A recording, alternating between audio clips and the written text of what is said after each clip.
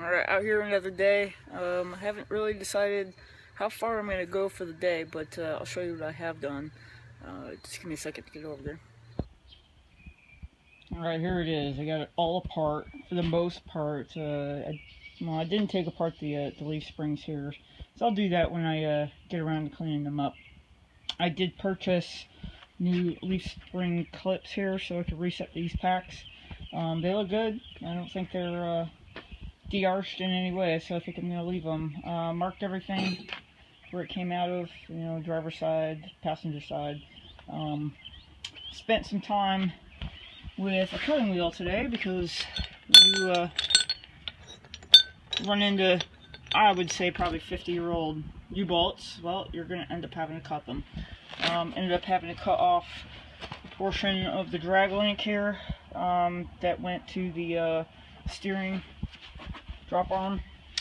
So here's the drag link that I pulled out. As you can see, it's got a nice little dent right there. Now, I didn't know if that was supposed to be there or not, but here is the brand new one. Same orientation. There you go. Obviously, something is wrong with this one here. I would suspect that this being bent along with my tie rod adjusting sleeve being bent had something to do with bad steering. However, I'll go back to the truck here in a second and show you what I'm thinking is going on.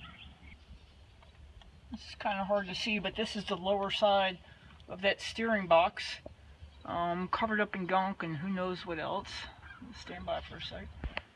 Okay, we're back at the steering, and let's see, that's far left. So I'm going to go ahead and turn it again. Remember, there's no linkage attached. Okay, it's getting tight. Tight, tight, tight. Pretty rough. There we go, loose again.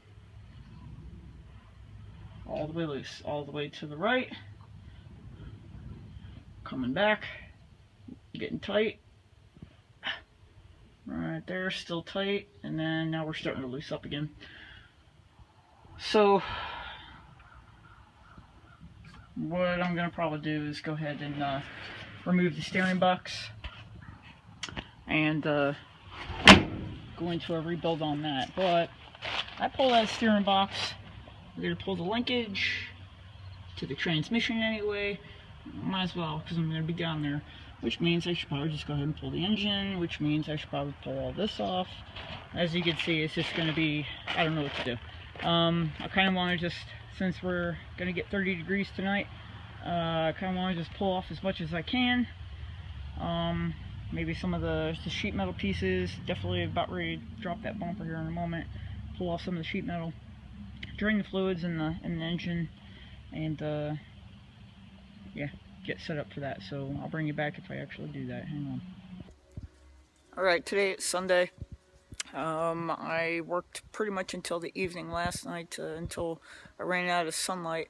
So today what I'm going to do is continue working on pulling out the body panel bolts. A lot of them are just rusted up in there, and it's pretty difficult, and I'll show you what I'm talking about here. I started pulling all of the bolts out through here. I left a few of them in to help hold them up. Now down inside here is, this guy here is just being a pain. You have to reach up inside from underneath up in here to get to that bolt. Well, back in the old days, they used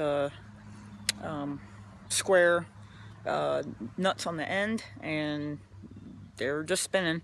I can't even get a wrench in there to help hold it, and of course that's where all of the little spiders are hanging out. So anyway, that's what I plan on doing today. I drained out the radiator yesterday, and I'll show you what I did with that. So hang on. Alright, this pile is actually all of the front suspension. I've got it wrapped up in a tarp for now, but radiator, okay, 1962, it's stamped right on top here. It says 1262 right here. When I drained the radiator out of the drain cock here, all of the fluids came out nice and green like they were supposed to, but you can see some of the little sludge coming out of that one there. It was just rust. So I'm assuming, a 50-year-old radiator, it's probably plugged somewhere down in here. It being a top feed down, I would suspect there's some plugged up cores down there. So my intentions were to go get a new one anyway. So I don't know. I could get a whole new setup in the middle, have it rebrazed in there. I might do that. I don't know. It all depends on how much it's going to cost. But all right, moving on. Wouldn't you know it, right when you were getting going on something, it starts to rain. This is fun. Alright, let me do this really quick. I just heard some thunder running off in the Delaware Bay. So anyway, if you can see behind me, I completely took apart the truck this morning. So I guess what my intentions are to do are go ahead and pull the engine as soon as possible and get it into the garage so I have something for the winter. All the parts that I took off the hood, the inner fenders, fenders, all that stuff has been put up in topside in the garage. Let me get over here and show you what I got going on. Okay. It's hard to see, sorry. Labeling some wires as they come out of the engine, going to the battery, going to the resistors, going to the cab, all of that stuff. I've already started to label it all. I'm going to pull it. There's only 2 bolts holding down my radiator support. It's actually in really good condition. I didn't have too many problems removing anything. Just, you know, the bolts up in here, you know, trying to reach up and under and get into those were a pain. Down here at the lower cab, I had an issue. Obviously I got some rust issues right there. And if I stick a screwdriver or something up into that cab support, about 50 years worth of dust comes out. So it's a work in progress. So we'll see in the next couple days if I could get this bad boy out and sitting in the garage.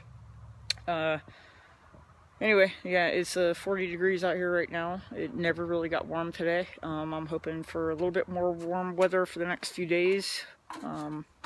Get some more chassis saver down here on the frame. Get that put to bed for the winter. So anyway, I will bring you back next time. All right, thanks guys.